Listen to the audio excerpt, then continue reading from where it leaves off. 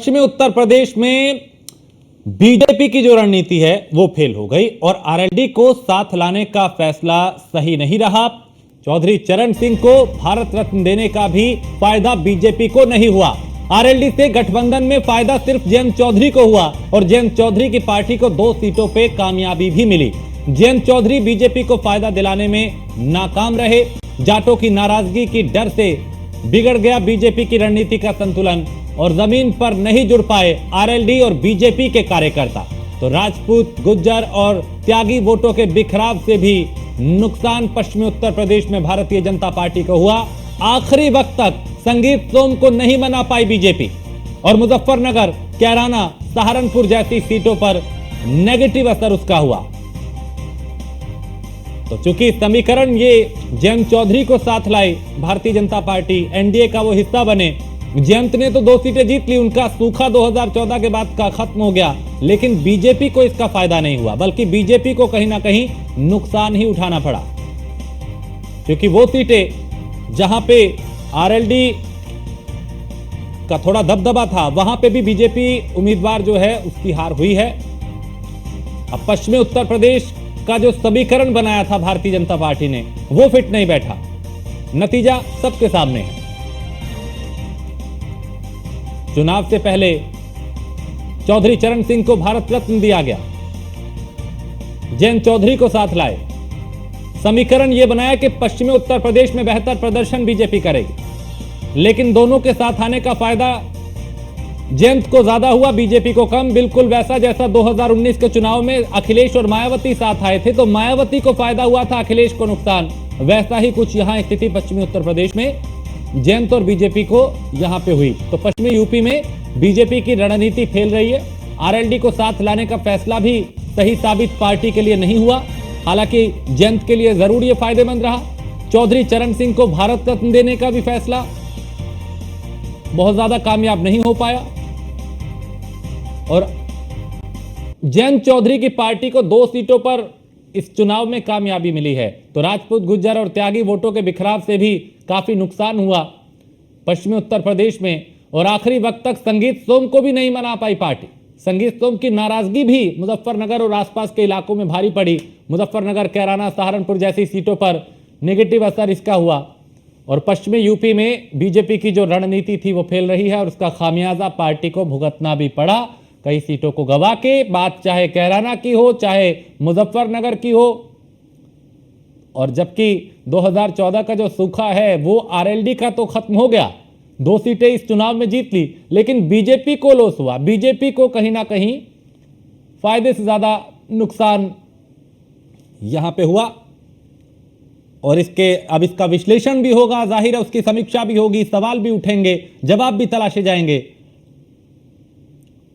तो जाटों की नाराजगी के डर से बीजेपी की रणनीति का संतुलन बिगड़ गया और जमीन पे आरएलडी और बीजेपी के कार्यकर्ता जुड़ नहीं पाए।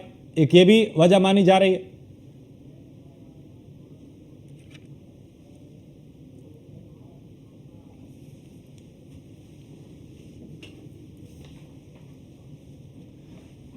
तो यहां पे दोनों का साथ आना कहीं ना कहीं आरएलडी के लिए तो बेहतर साबित हुआ, लेकिन बीजेपी को उतना फायदा नहीं हो पाया जितना यहां पे शायद उम्मीद की होगी। कई तरह के समीकरण बनाए थे, जयंत को साथ लाए, उनसे पहले चौधरी साहब को भारत रत्न भी दिया, उसके बाद जयंत चौधरी एनडीए का हिस्सा बने और फिर उम्मीद ये थी कि सारे समीकरण जो हैं वो बना के बड़ी चुनौती दी जाएगी पश्चिमी उत्तर प्रदेश में। वैसा लेकिन होता हुआ दिखाई नहीं दे रहा। अब इस पे जाहिर सी बात है सवाल भी उठेंगे, विश्लेषण भी होगा और जवाब भी इसके तलाशे जाएंगे। हमारे साथ रोहित अग्रवाल हैं, प्रवक्ता है आरएलडी के, और सौरभ दुबे हैं, पॉलिटिकल एक्सपर्ट हैं। सौरभ, पहले आपका रिएक्शन इस पे मैं चाहूंगा कि ये जो समीकरण बीजेपी ने बनाया था कि जयंत चौधरी को भी साथ ले आए, चौधरी साहब को भारत रत्न दिया, उसके बाद लगा था कि पश्चिम में बेहतर प्रदर्शन करेंगे, लेकिन उम्मीदों के मुताबिक क्योंकि आरएलडी का प्रदर्शन तो ठीक रहा, बीजेपी को यहां पे जो भरपाई नहीं हो पाई, क्या वजह इसकी आपको लगती है?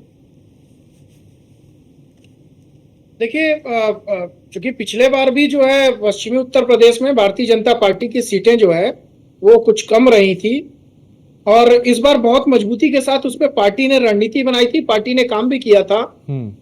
मुख्य रूप से जो आप चर्चा कर रहे हैं, मुझे लगता है कि कभी कभी ऐसा होता है कि जब कोई पार्टी जो है जब तक वो चुनाव जीतती है तो हम उसकी कमियों को भी जो है हम उसकी सराहना करते हैं, और जब नहीं जीतती है तो हम उसकी जो है बहुत बड़ी मजबूती को भी जो है वो कमियों में लेकर के आते हैं। देखिए गठबंधन, एक बात समझिए, प्रधानमंत्री नरेंद्र मोदी जी के नेतृत्व में जो भी गठबंधन के साथी रहे हैं लगातार 2014 से, वो प्रधानमंत्री पे पूरा भरोसा करते रहे हैं, और प्रधानमंत्री भी अपने गठबंधन के साथियों पर जो है पूर्ण विश्वास जताते हुए उनको पूरा अधिकार, पूरा सम्मान जो है बराबर का देते रहे हैं। इसीलिए कभी भी किसी गठबंधन के साथी ने जो है प्रधानमंत्री पर सवाल नहीं उठाया गठबंधन को लेकर के।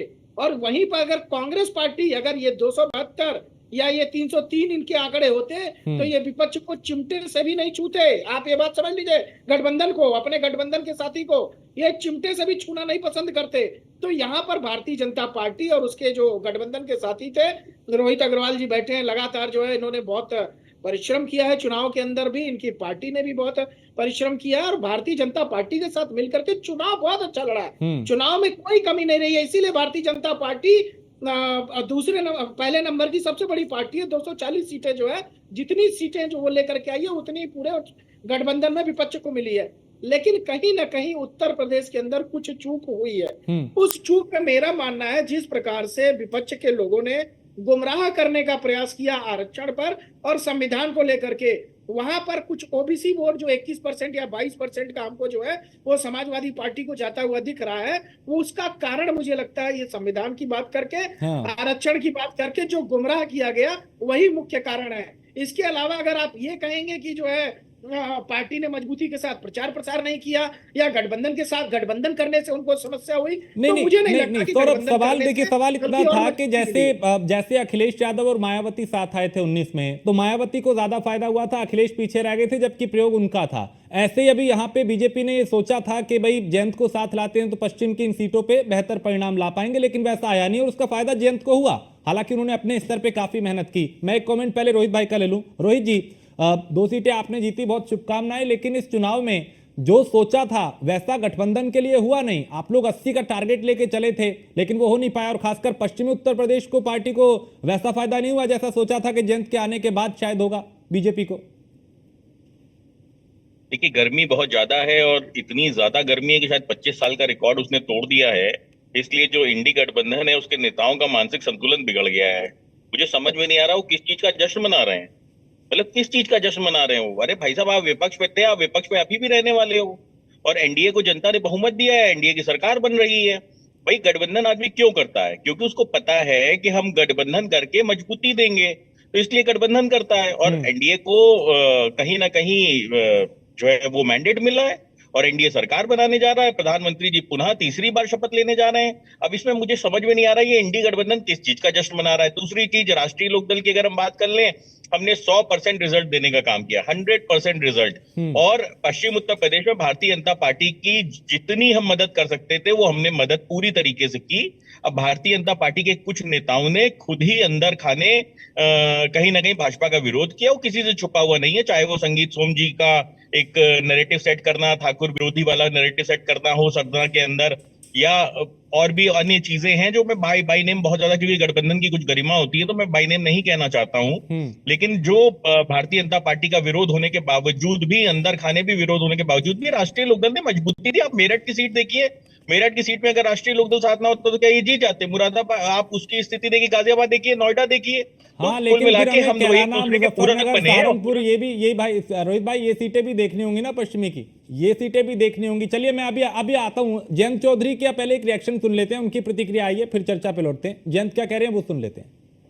कि तीसरी बार एक मैंडेट एनडीए को मिला है, प्रधानमंत्री को अब मैं बधाई देता हूं। और देखिए, राजनीति में उतार चढ़ाव होता है, जनता का मैंडेट है, सर आंखों पे है, इससे सीखने का मौका मिलेगा और काम करेंगे। मुझे बात बताइए, विधानसभा के सदन में भी तो एक ही उस पर बैठते हैं सब लोग, इनका बातों का कोई अर्थ नहीं होता। नीतीश जी गंभीर राजनीतिक नेता हैं, देश को दिशा देने वाले नेता हैं। और नीतीश जी ने जब फैसला लिया इंडिया को छोड़ने का, उनके फैसले से ही प्रेरित होकर लोकदल अगली पार्टी थी जिसने इंडिया को छोड़ के एनडीए का साथ आए हम। तो नीतीश जी से हम सीखने का हम उम्मीद करते हैं, मुझे और मौका मिलेगा, अवसर मिलेगा, साथ काम करेंगे एनडीए में। सीटों में गिरावट आई है, लोकदल एनडीए में आया, लोकदल ने अपनी ताकत दिखाई, हमारे क्षेत्रों में पूरी कोशिश हम लोगों ने की है कि ज़्यादा से ज़्यादा सीटें एनडीए के जीत के आएँ। अब ये विश्लेषण करेंगे, कार्यकर्ताओं से पूछेंगे क्या कारण रहे, ये मेरे लिए कुछ कहना उचित नहीं। आज एनडीए में हम अपना सरकार का हमारा दावा है ही, और उस बैठक में हम लोग देश के एजेंडे को आगे ले जाएंगे। जयंत भी यही कह रहे हैं कि हाँ थोड़ी कहीं हमने 100% दिया लेकिन कमी कहाँ रही, इसका विश्लेषण होगा। तो कमी तो रही है ना कहीं कि जो रिजल्ट जैसा सोचा था वैसा नहीं आ पाया। कमी जहां रही, मैंने तो देखिए डिटेल में आपको बताया कमी कहां पे रही। भारतीय जनता पार्टी ने कहा कि साहब हमने पन्ना प्रमुख बनाए हैं, पर ग्राउंड पे वो पन्ना प्रमुख दिखाई नहीं पड़े। तो जो कमी रही उसकी समीक्षा की जाएगी, बंद कमरे में समीक्षा होगी उसकी। और आज मैंडेट जनता ने आशीर्वाद पुनः एनडीए गठबंधन को दिया है। और मैं एक बात आपको बता दूं कि लोकतंत्र की खूबसूरती यही होती है कि विपक्ष मजबूत होना चाहिए। पिछले 2 बार से तो ये अपना नेता प्रतिपक्ष चुनने की हैसियत में नहीं थे विपक्ष वाले। अब की कम से कम नेता प्रतिपक्ष तो अपने बूते पे चुन पाएंगे कम से कम। तो लोकतंत्र अगर मजबूत होगा तो सरकार जो होगी उसके एजेंडे में जनता ही प्राथमिकता में होगी। तो जनता प्राथमिकता में होनी चाहिए। और ये डेमोक्रेसी की ही शक्ति है, डेमोक्रेसी की खूबसूरती है कि विपक्ष को भी स्पेस देनी चाहिए। विपक्ष में स्पेस नहीं होगा तब तो तानाशाही आ जाएगी ना, एक तरफा सरकार बनेगी। तो गठबंधन तो इसीलिए किया गया था कि हम जानते थे कि कहीं ना कहीं गठबंधन एक दूसरे का पूरक बनेगा, और पूरक बने भी। और पूरक बन के एनडीए को जो एक गठबंधन की सरकार को जनता ने बहुमत दिया है वो सर माथे। और जो इसमें और शक्ति कैसे आए वो आगे जब चुनाव आएंगे तब बात करेंगे। अभी तो आप सेलिब्रेट करने का टाइम है एनडीए के लिए, और जनता को धन्यवाद करने का टाइम है एनडीए के लिए कि उन्होंने बहुमत दिया। भाई मैं सिर्फ इंडिया गठबंधन का सेलिब्रेशन नहीं समझ पा रहा हूँ कि वो किस चीज का सेलिब्रेशन कर रहे हैं। मुझे लग रहा है आज सुबह सो के उठे होंगे तो उनको समझ में आया होगा कि वो विपक्ष में ही है ना। तो और आप उनकी स्थिति देखिए कि अखिलेश यादव कह रहे हैं हमने तो जीत लिया साहब यूपी, है ना, बाकी क्या वो सरकार तो बनी नहीं। अरे भैया देखिए बीजेपी से ज्यादा सीटें ले आए, उनके लिए तो इसी बात की खुशी है रोहित भाई, उनको तो इसी बात की खुशी है कि बीजेपी जो सत्ता में उससे ज्यादा सीटें समाजवादी पार्टी ले आई, तो ये भी उनके लिए एक तरह की जीत है। नहीं, आप एक स्थिति देखिए, इनका बच्चा कई सालों से फेल हो रहा था क्लास में, है ना, और उसके बाद कंपार्टमेंट से वो 35% नंबर लाके किसी तरीके से पास हो गया। तो ये उसका जश्न मना रहे हैं। ये इसे आप कंपार्टमेंट मान रहे हैं, मतलब इसको आप 35% मान रहे हैं। उस पार्टी का अब तक का सर्वश्रेष्ठ प्रदर्शन रोहित अग्रवाल, आप उसे कह रहे हैं कि वो बस ऐसे किस्तों में पास हो गए। नहीं, आप राहुल गांधी जी की अगर बात करिए, सरकार तो नहीं बनी ना। राहुल बाबा पुनः प्रधानमंत्री नहीं बन पा रहे हैं ना। इंडिया गठबंधन की सरकार तो नहीं बनी ना, सरकार तो एनडीए की बनी है। अच्छा आप ये बताइए चुनाव क्यों होता है? चुनाव इसलिए होता है कि कलेक्टिव नंबर्स इकट्ठा करके हम सरकार बनाएं, हम सरकार में आए। तो सरकार तो एनडीए की ही बन रही है। तो ऐसी स्थिति में मतलब वही चीज है ना कि आपका रिजल्ट का फायदा क्या हुआ? आप अटल बिहारी वाजपेयी जी की सरकार 1 वोट से गिर गई थी, 1 वोट से गिरी थी ना, पुनः देश को चुनाव में जाना पड़ा था। तो आज गठबंधन की सरकार को जनता ने मैंडेट दिया, उसको स्वीकार करिए, सहर्ष स्वीकार करिए। कम से कम मैं तो कहूंगा ईवीएम बच गई बेचारी बदनाम होने से, डीएम साहब की प्रतिष्ठा बच गई, वरना अखिलेश यादव तो गए थे कफन बांध के जाओ।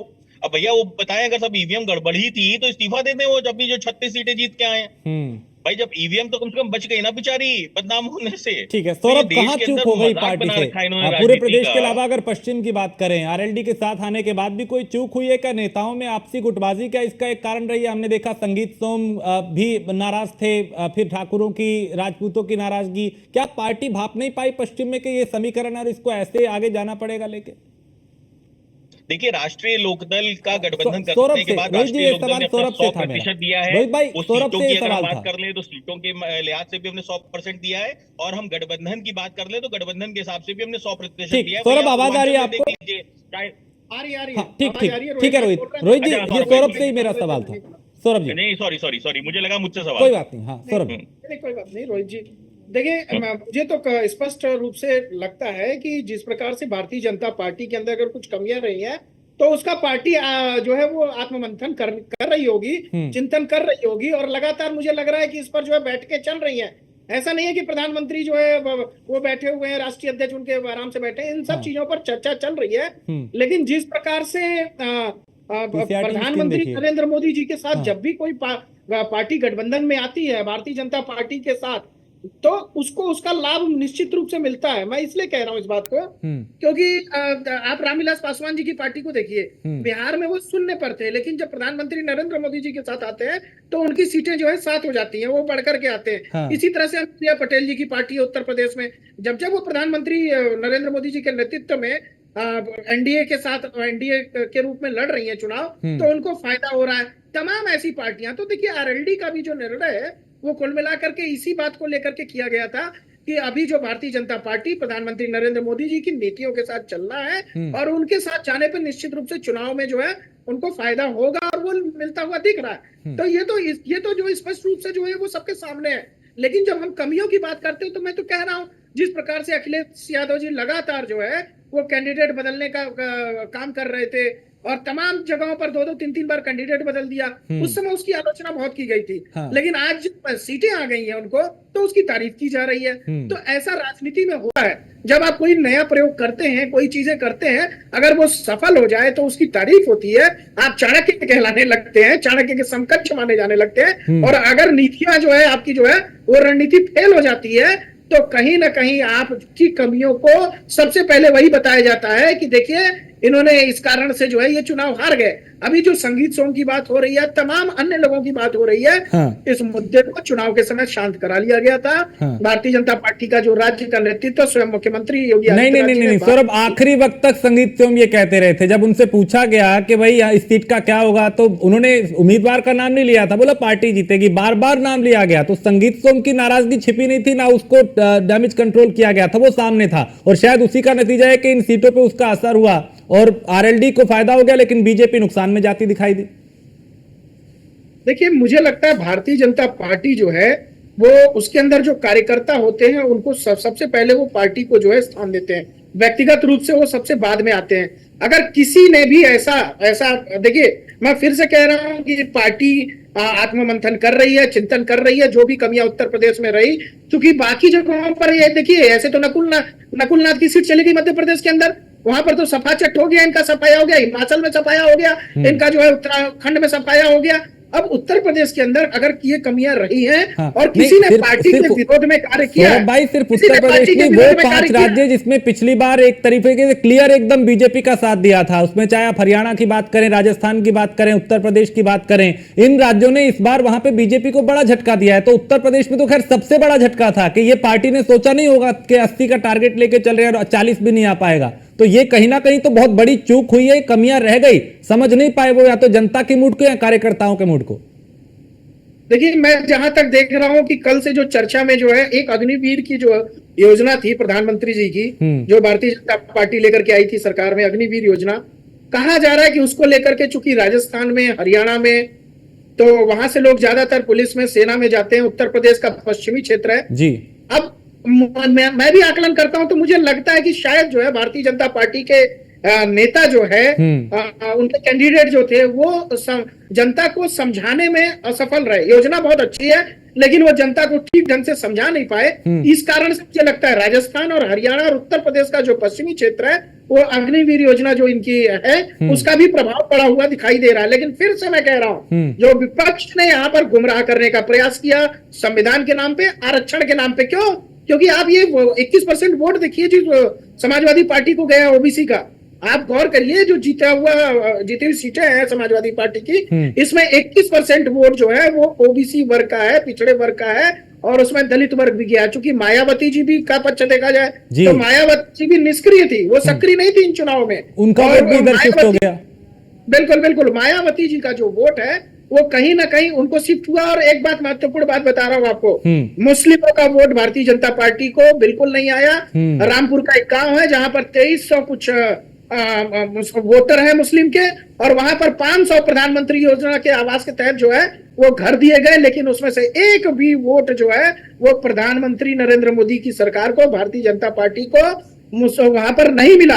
तो ये कहीं नहीं, इसका एक बड़ा कारण ये भी तो सौरभ हो सकता है कि जो उम्मीदवार आपने थोप दिए, भाई टिकट वितरण को लेकर भी सवाल उठाया कि आपने रिपीट कर दिए ज्यादातर उम्मीदवार, और लोग चूंकि ठीक है मोदी को पसंद करते हैं लेकिन वो उम्मीदवार बार बार उनके सामने आएगा तो वो वोट क्यों देंगे? तो ऐसा नहीं है कि वो मोदी से नाराज हैं इसलिए वोट नहीं दिया, वो स्थानीय उम्मीदवार से भी नाराज हैं, बहुत जगह ऐसा भी हुआ।